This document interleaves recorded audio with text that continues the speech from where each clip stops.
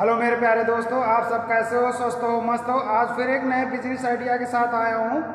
आप लोगों ने अगर ये वीडियो देख लिया तो आपको बिजनेस करने से कोई नहीं रोक पाएगा। और आप लोगों को मैं दोनों अनुभव दूंगे, नौकरी का और बिजनेस करने का भी। सोनू और मोनू की एक कहानी सुनाऊंगा, क्योंकि दोनों मेरे साथ रहने वाले बंदे हैं और दोनों की एक नौकरी करता है, एक बिजनेस करता है। कौन कितना कमाता है और कौन किस हिसाब से फ़ायदे में रहता है, वो आज आप लोगों के बीच में मैं रखने वाला हूँ। आप लोगों को जो पसंद आए, अगर अच्छा लगे तो नौकरी कर लेना, अच्छा लगे तो बिजनेस कर लेना। मोनू बड़ा भाई है, सोनू छोटा भाई है। मोनू क्या करता है, जो मोनू है वो कम पढ़ा लिखा है, 8वीं फेल हो गया था। और जो सोनू है वो इंटर करके रखा हुआ है। समझ में आ रहा है? वो इंटर किया हुआ है, वो प्राइवेट नौकरी करता है सिक्योरिटी की, और 12 घंटे की ड्यूटी करता है। महीने में कितना कमाना? 13 से 14 हज़ार रुपये। 13 हज़ार मिलता है, पीएफ काट के 14 हज़ार हो जाता है। समझ में आ रहा? उसको क्या है कि जब छुट्टी पे, जैसे कि अगर किसी दिन छुट्टी करता है तो उसकी सैलरी कटती है। पूरे महीने की 30 दिन ड्यूटी करना पड़ता है।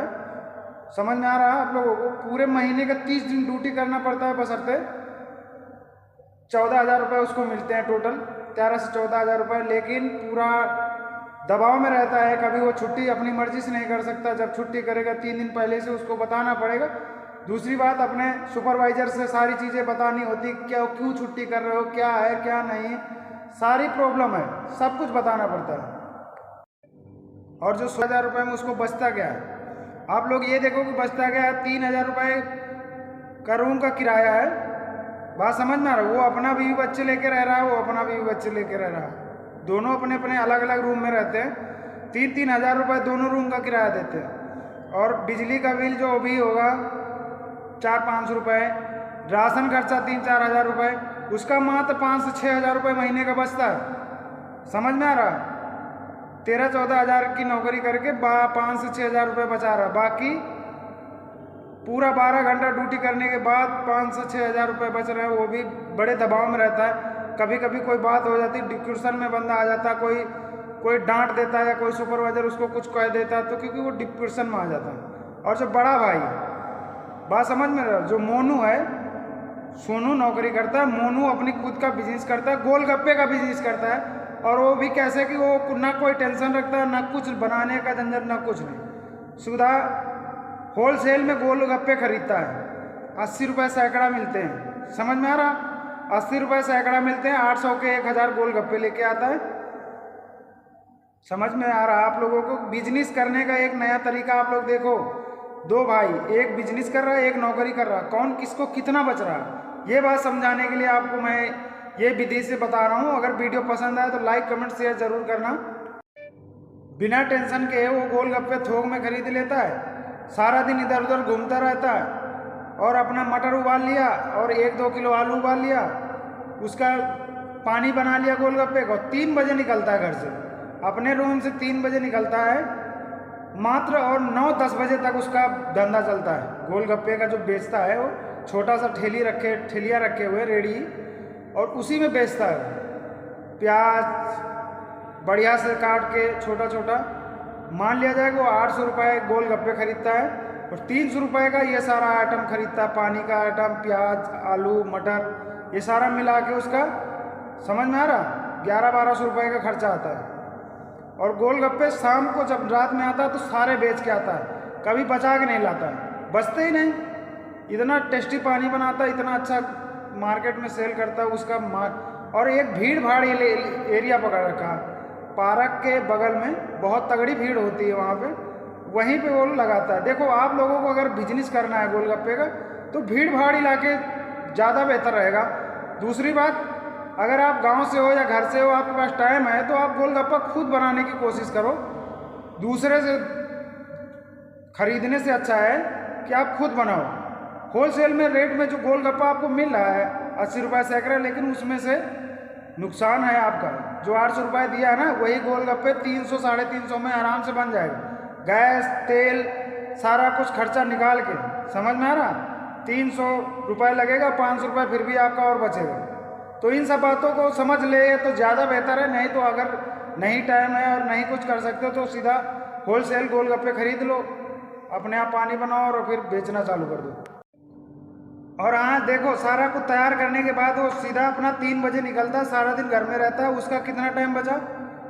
ये सुबह 9 बजे जाता है, शाम को 9 बजे आता है, लेकिन वो दोपहर में 3 बजे निकलता है। दोपहर के बाद जब बढ़िया मौसम हो जाता है, ठंडा मौसम, 3 बजे निकलता है और 9, साढ़े 9, 10 बजे तक वापस आ जाता है।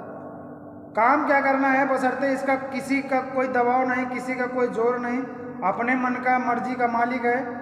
जब चाहता है तब ठेला बंद कर देता, कहीं आना जाना हुआ, बशर्ते बंद तो बहुत कम ही करता है, लेकिन एक बाई चांस इसके ऊपर कोई दबाव नहीं डाल सकता है।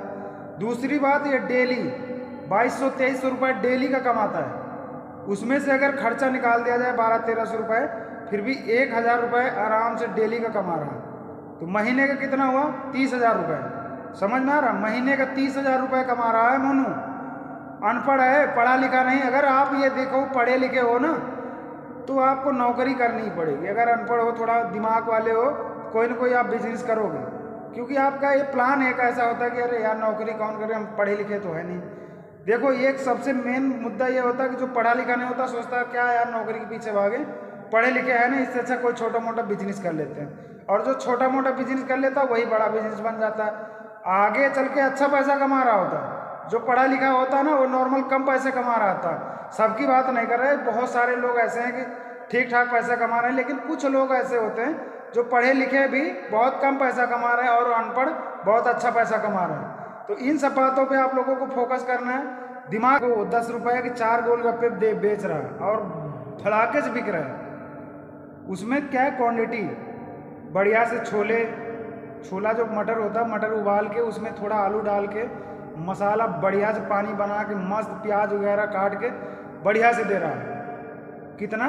10 रुपये के 4 और 1000 गोलगप्पे डेली उसको सेल करना है। डेली का मान लो आराम से 2200-2250 रुपये कमा रहा है। ठीक, 800 रुपये गोलगप्पे खरीदे, 200-300-400 रुपये इसमें लगा दिया, 300 लगता है, मान लिया जाए 400 रख लो, तब भी डेली का उसका 1000 रुपये बच रहा है। कैसे?